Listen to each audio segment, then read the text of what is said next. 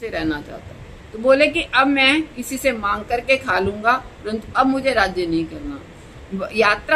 यात्रा का कोई विशेष उद्देश्य ना होगा, ना आगे की उत्सुकता होगी, ना पीछे फिर करके देखूंगा। चित्त में कोई विकार नहीं रहेगा। अंतर आत्मा पर दृष्टि रखूंगा और दयाभिमान से रहित हो जाऊंगा। भिक्षा थोड़ी मिली या स्वादहीन, इसका विचार नहीं करूंगा। मतलब भिक्षा लेते हुए भी हमको ये चाहिए कि उसमें भी स्वाद मिले, तो बोले ऐसा भी विचार मैं नहीं करूंगा। एक घर से भिक्षा ना मिली तो दूसरे घर में मांगूंगा, और वहां भी ना मिलने पर तीसरे घर से, और इस प्रकार ना मिलने की दशा में 7 घरों तक तो मांगूंगा, 8वें घर में फिर नहीं जाऊंगा। जब घरों में धुआं निकलना बंद हो गया हो, मूसल रख दिया गया हो, अंगारे बुझ गए हों, लोग खा पी चुके हों, परोसी हुई थाली को भी इधर उधर करके काम समाप्त हो गया हो, भीख मंगे भिक्षा लेकर के लौट गए हूँ, ऐसे समय में मैं एक ही वक्त भिक्षा के लिए जाया करूंगा। सब ओर से स्नेह का बंधन तोड़कर पृथ्वी पर विचरता रहूंगा। ना जीवन में से राग होगा, ना मृत्यु से द्वेष।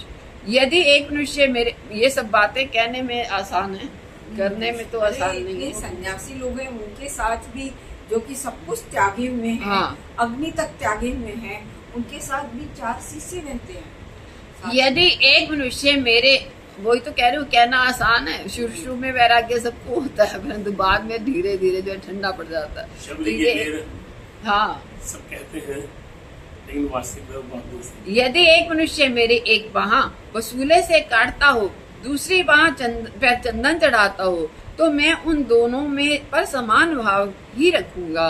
ना एक का मंगल चाहूंगा, न दूसरे का मंगल चाहूंगा। केवल शरीर निर्वाह के लिए पलकों के खोलने और मीचने, खाने पीने आदि का कार्य करूंगा, परंतु इनमें भी आसक्ति नहीं रखूंगा। संपूर्ण इंद्रियों को व्यापारों से उपरत होकर के और मन के संकल्प को अपने अधीन रखूंगा। बुद्धि के मन का परिमार्जन करके सब प्रकार की आसक्ति से मुक्त रहूंगा। इस प्रकार वीतराग होकर के विचरता हुआ मैं अक्षय शांति मुझे मिलेगी। इस संसार में जन्म मृत्यु जरा व्याधि वेदनाओं का आक्रमण होता ही रहता है। इसके कारण यहाँ क्या जीवन कभी स्वस्थ नहीं रहता। इस अपार संसार को तो त्यागने में ही सुख है। आज बहुत दिनों के बाद मुझे विशुद्ध विवेक रूपी अमृत प्राप्त हुआ। बोले कि आज मुझे ज्ञान हुआ, इतने समय के बाद प्राप्त हुआ। इसके द्वारा मैं अक्षय अभिकारी सनातन स्थान को प्राप्त करना चाहता हूँ। अतः उपयुक्त धारणा के द्वारा निरंतर विचरता हुआ मैं जन्म मृत्यु जरा व्याधि वेदनाओं से भरे हुए इस शरीर का अंत करके निर्भय पद को प्राप्त करूंगा। यह सुनकर के भीमसेन बोले, राजन, जब आपने राजधर्म का निंदा करके और आलस्यपूर्ण जीवन व्यतीत करने का ही निश्चय कर रखा था, तो बेचारे कौरवों का नाश कराने से क्या लाभ था? क्यों मरवाया सबको? इतने 100 लोगों को मरवा दिया उनमें। आपका ये विचार यदि पहले ही मालूम हो गया होता तो हम लोग ना हथियार उठाते, ना किसी का वध करते। आप ही की तरह शरीर त्यागने का संकल्प लेकर के हम भी भीख मांगते। ऐसा करने से राजा के साथ यह भयंकर संग्राम तो ना होता। बुद्धिमान पुरुष ने क्षत्रियों का तो यह धर्म बतलाया कि वे राज्य पर अधिकार जमावें, और यदि उनमें तुम लोग बाधा उपस्थित करें, यदि उसमें कुछ लोग बाधा उपस्थित करें तो उन्हें मार डालें। दुष्ट कौरव भी हमारे लिए राज्य प्राप्ति में बाधक थे, इसलिए हमने उनका वध किया है। अब आप धर्म पूर्वक इस राज्य का उपभोग कीजिए, अन्यथा हम लोगों का सारा प्रयत्न जो है व्यर्थ हो जाएगा। जैसे कोई पुरुष मन से किसी तरह की आशा रख करके बहुत बड़ी मंजिल तय करे और वहां पहुंचने पर उसे निराश लौटना पड़े, यह दशा हम लोगों की भी होगी। बोले कि बहुत बड़ी मंजिल तय करके वहां पहुंचे भी और फिर जो है वहां से निराश होकर के लौट जाएं, तो हमारा भी तो यही हाल हो जाएगा ना कि इतनी मुश्किल से तो हमने युद्ध करके जीता युद्ध, और फिर जो है आप कह रहे हो कि भिक्षा मांगने के लिए, तो युद्ध करने की आवश्यकता ही क्या थी? जिसकी विचार दृष्टि सूक्ष्म है वह बुद्धिमान पुरुष ऐसी अवस्था पर त्याग की प्रशंसा नहीं करते। वे तो इसमें स्वधर्म का उल्लंघन समझते हैं। भाई क्षत्रिय का धर्म है ये कि वो राज्य का पालन करे, परंतु आप ये अपना कर्तव्य तो छोड़ रहे हैं। जो पुत्र पौत्र के पालन में असमर्थ हो, देवता ऋषि पितरों का तर्पण न कर सके, अतिथियों को भोजन देने की शक्ति न रखता हो, ऐसा मनुष्य जंगल में जाकर के मौत से अकेला जीवन व्यतीत कर सकता है। जैसे आप जैसे शक्तिशाली पुरुष का ये काम नहीं है। राजा को तो कर्म ही करना चाहिए। जो कर्मों को छोड़ बैठता है उसे कभी सिद्धि नहीं मिलती है। तत्पश्चात अर्जुन ने कहा, महाराज, इस विषय में एक बार तपस्वियों के साथ इंद्र का संवाद हुआ। वे प्राचीन इतिहास में आपको सुनाता हूँ। एक समय की बात है, कुछ कुलीन ब्राह्मण बालक थे जो अभी बहुत नादान थे, छोटी छोटी उम्र के बालक, और जिनके मूछ तक नहीं आई थी। घर बार छोड़ करके जंगल में चले गए, सन्यासी बन गए। इसी को धर्म मान करके वे प्रसन्न थे कि भाई हम बड़ा धर्म कमा रहे हैं। भाई बंधु माँ बाप की सेवा से मुंह मोड़ करके ब्रह्मचर्य का पालन करने लगे।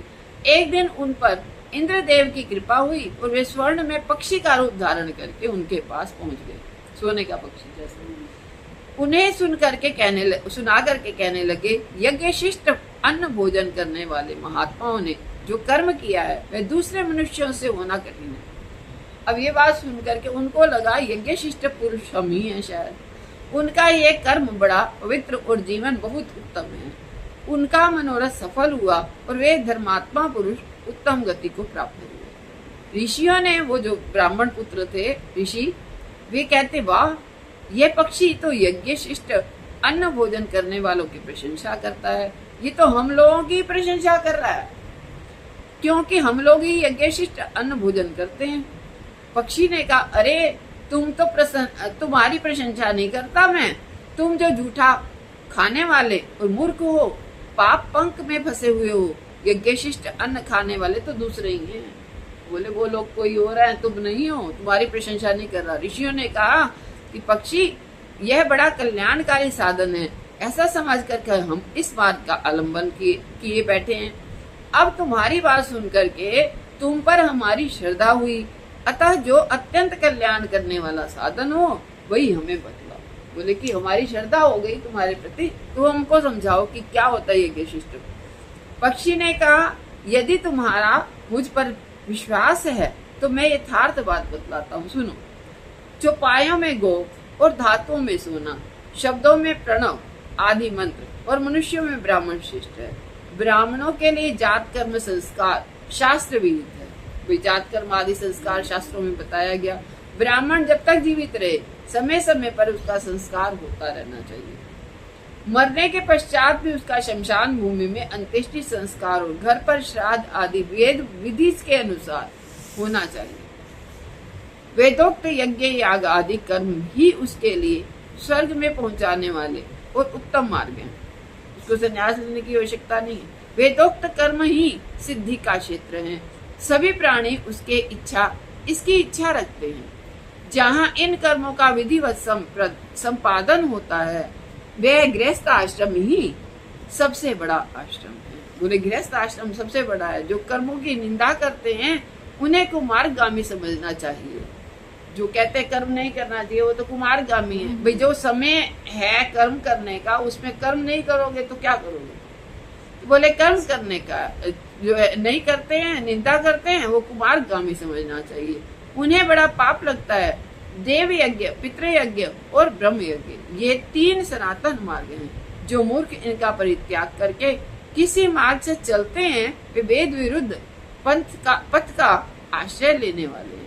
हवन के द्वारा देवताओं को, स्वाध्याय के द्वारा ऋषियों को, श्राद्ध आदि पितरों के द्वारा पितरों को तृप्त करना, यह सनातन धर्म है। कहते कि हवन इत्यादि से हमारे पास 3 ऋण है ना, देव ऋण, पितृ ऋण और ऋषि ऋण। तो बोले देवताओं को हवन आदि करके हम देवताओं के ऋण से ऋण हो, स्वाध्याय आदि करके ऋषियों के ऋण से ऋण हो और श्राद्ध आदि करके पितरों के ऋण से ऋण हो। यही सनातन धर्म कहता है। इसका पालन करते हुए गुरुजनों की सेवा करना ही कठोर तप है। इस दुष्कर तपस्या को करके ही देवताओं ने बहुत बड़ी विभूति पाई है।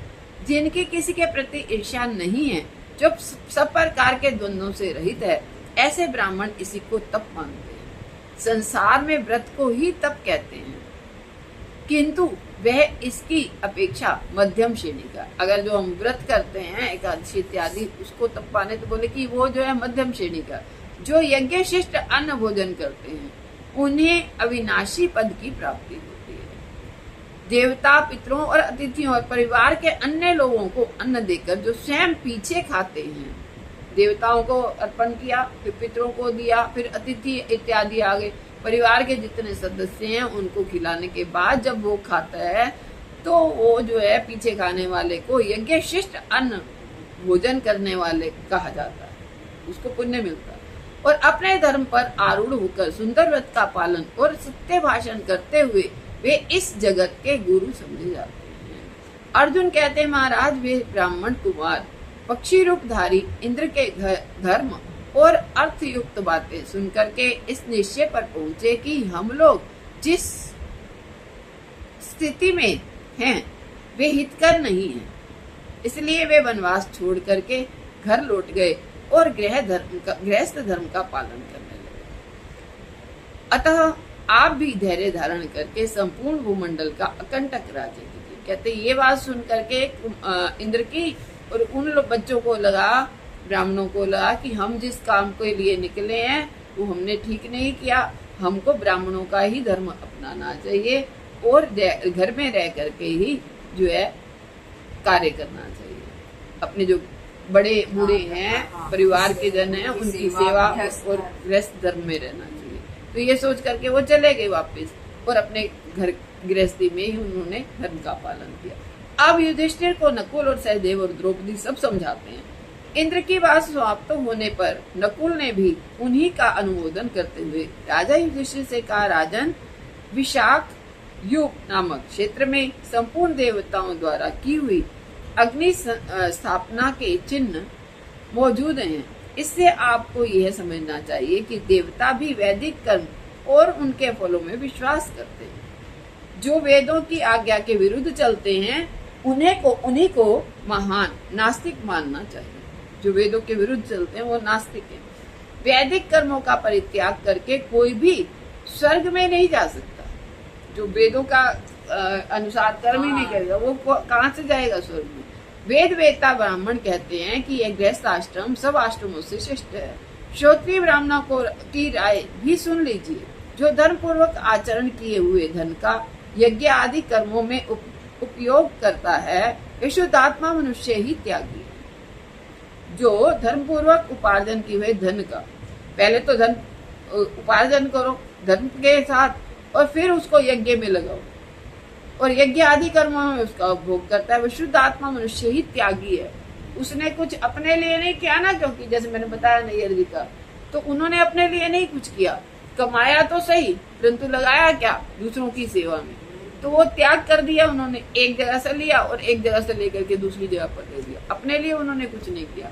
तो वो व्यक्ति क्या है, वो मनुष्य शुद्ध आत्मा और त्यागी है, जिसका कोई घर बार नहीं, जो इधर उधर विचरते और मौन रहकर वृक्षों के नीचे सो जाते हैं, जो कभी रसोई नहीं बनाते और मन तथा इंद्रियों को वश में रखते हैं। ऐसे त्यागियों को भिक्षुक सन्यासी कहते हैं। जो ब्राह्मण क्रोध और हर्ष नहीं करता, किसी की चुगली नहीं करता तथा प्रतिदिन वेदों का स्वाध्याय करता है, वह त्यागी कहलाता है। जो ये हम करते हैं स्वाध्याय, तो ये भी बहुत बड़ा तप ही है एक तरह का। अब कोई भी कष्ट आए, कुछ भी संकट आए, तो हमको एक नियम है कि करना है। तो जब करना है तो फिर वो एक जो नियम से चल रहा है ना हमारा, तो वो भी तप ही है। तो बोले भी ऋषि ऋण से हमें मुक्त करता है। एक समय महर्षियों ने चारों आश्रमों को विवेक के तराजू पर तोला। 3 आश्रमों में आश्रम एक और थे और अकेला गृहस्थ आश्रम एक और, किंतु वह विचार से उन तीनों की अपेक्षा महत्वपूर्ण सिद्ध हुआ। तब से उन्होंने निश्चय किया कि यही मुनियों का मार्ग है, यही ब्रह्म वेताओं की गति है। जो ऐसी भावना रखता है वह भी त्यागी है। जो घर छोड़ करके जंगल में चले जाने से भी कोई त्यागी नहीं होता। केवल घर छोड़ दिया और जंगल में जाकर रहने लगे तो बोले कोई त्यागी नहीं हुआ। जंगल में जाकर भी उसके हृदय में कामना जागृत होती है। उसके गले में यमराज मौत का फंदा डाल देते हैं। शम दम धैर्य सत्य शौच सरलता यज्ञ धारणा और धर्म, इन सब का भी निरंतर पालन ऋषियों ने के लिए बताया गया है। पितर देवता और अतिथियों का पोषण तो गृहस्थ आश्रम में ही होता है। केवल इसी आश्रम में धर्म अर्थ काम ये 3 पुरुषार्थ सिद्ध होते हैं। यहाँ रह करके वेद विहित विधि का पालन करने वाले त्यागी का कभी नाश नहीं होता। जो वेद की विधि के अनुसार चलेगा उसका कभी नाश नहीं है, वे परलौकिक उन्नति में कभी वंचित नहीं होता। कुछ ऋषि सदग्रंथों का स्वाध्याय यज्ञ करने वाले होते हैं और कुछ ज्ञान यज्ञ में तत्पर रहते हैं। कुछ लोग मन में ही ध्यान रूप महान यज्ञ का विस्तार करते हैं। चित्त को एकाग्र करना रूप जो साधन मार्ग है उसका आश्रय लेने वाले द्विज ब्रह्मभूत हो जाता है। देवता भी उसके दर्शन के लिए उत्सुक रहते हैं। देखो, चित्त को जिसने एकाग्र कर लिया और साधन भजन में लग गया, उसका आश्रय वो तो द्विज ब्रह्मभूत हो जाता है। ऐसा जो द्विज है, ब्राह्मण है, वो ब्रह्मभूत हो गया। उसके दर्शन के लिए तो देवता लोग भी उत्सुक रहते हैं। जिस पर कुटुंब का भार हो उस राजा के लिए गृह त्याग का विधान नहीं है। अब घर में सब हैं, माँ बाप हैं, भाई बहन हैं, और वो त्याग करके बैठ जाए, बोले इसका हर व्यक्ति का धर्म जो है अलग अलग है। क्योंकि उसका जैसे एक स्त्री है, उसके छोटे छोटे बच्चे हैं, अब वो भजन करने के लिए बैठ जाए तो उसका धर्म ये नहीं कहता। तो बोले कि गृहस्थ वो उसके लिए गलत है। तो कुटुंब का भार हो उस राजा के लिए गृह त्याग का विधान नहीं देखने में आता। उससे तो राजसूर्य और अश्वमेध, सर्वमेध और कोई शास्त्रीय यज्ञ करके उसमें धन का दान करना चाहिए। राजा के प्रमाद से लुटेरे प्रबल होकर प्रजा को लूटने लगते हैं। उस अवस्था में यदि राजा ने प्रजा के शरण नहीं दी तो एक कलयुग का मूर्तिमान स्वरूप ही समझा जाएगा। राजा का कर्तव्य है कि वो प्रजा का पालन करे। यदि राजा ठीक से प्रजा का पालन नहीं करता तो कलयुग का मूर्तिमान स्वरूप है। ये दान नहीं समझता। जो दान नहीं देते, शरणागतों की रक्षा नहीं करते, वे राजा पाप के भागी होते हैं। उन्हें दुख ही दुख भोगना पड़ता है। सुख तो कभी नसीब नहीं होता। भीतर बाहर जो कुछ भी मन को फंसाने वाली चीजें हैं, उसे छोड़ने से मनुष्य त्यागी बनता है। सिर्फ घर छोड़ देने से त्याग की सिद्धि नहीं होती। जो शास्त्र विधान से सदा लगा रहता है, उसकी कभी हानि नहीं होती। महाराज, पूर्ववर्ती राजाओं ने जिसका सेवन किया है, उस स्वधर्म में स्थित रहकर के शत्रु पर विजय पाने के पश्चात भला आपके सिवा कौन सुख करेगा। तदंतर सहदेव ने कहा, भारत, केवल बाहर के पदार्थों का त्याग करने से सिद्धि नहीं मिलती है। शरीर से संबंध रखने वाली वस्तुओं को छोड़ देने से भी सिद्धि मिलती है। शरीर से संबंध रखने वाली वस्तुओं को छोड़ देने से भी सिद्धि मिलती है या नहीं, इसमें भी संदेह है। बाहरी पदार्थों का त्याग करके वैदिक सुख भोगने में आसक्त रहने वालों को जो धर्म और या सुख प्राप्त होता है, वह तो हमारे शत्रुओं को बोले कि जो वैदिक सुख भोग में आसक्त रहने वाले जो हैं, उनको जो सुख में धर्म और सुख प्राप्त होता है वो तो हमारे शत्रुओं को प्राप्त हो, किंतु दैहिक स्वार्थ में आने वाली वस्तुओं को ममता छोड़कर अनासक्त भाव से पृथ्वी का राज्य शासन करने वालों को जो धर्म और सुख की प्राप्ति होती है, वे हमारे हितैषियों को प्रबल। 2 अक्षर का नाम मम और यह मेरा है, ऐसा भाव मृत्यु है। हम कहते हैं ना, ये मेरा, तो बोले जो मम करता है वो तो मृत्यु को प्राप्त होता है। जैसे एक भजन था मेरे पास, बकरी जो मैं करती है तो गरे छुरी चलवाती है, और मैना करती है तो सबको मीठी लगती है। तू का जाप कर मैं को छोड़ दे, दुनिया से नाता तोड़, हरि संग जोड़ दे। कर ले ख्याल कुछ मुश्किल का, कर ले गठरिया का बोझ हल्का। वो प्राणी कर ले गठरिया का बोझ हल्का। तो बोले कि जो मैं करता है, मम करता है, उसको तो मरना ही पड़ता है। 3 अक्षरों का नाम मम, ये मेरा नहीं है, ऐसा भाव अमृत सनातन ब्रह्म है। इसी के साथ हम लोग आज का पाठ समाप्त करते हैं। महाराज श्री की वाणी उन्हीं के चरणों में समर्पित करते हुए 2 मिनट के लिए नाम संकीर्तन करते हुए वाणी को विराम देते हैं। जय राधे कृष्ण गोविंद गोपाल राधे माधवा राधे कृष्ण गोविंद गोपाल राधे गोपाल राधे माधवा नंदलाल राधे माधवा गोपाल राधे माधवा नंदलाल राधे माधवा जय राधे कृष्ण गोविंद गोपाल राधे माधवा राधे कृष्ण गोपाल राधे माधवा जय राधे कृष्ण गोविंद गोपाल राधे माधवा राधे कृष्ण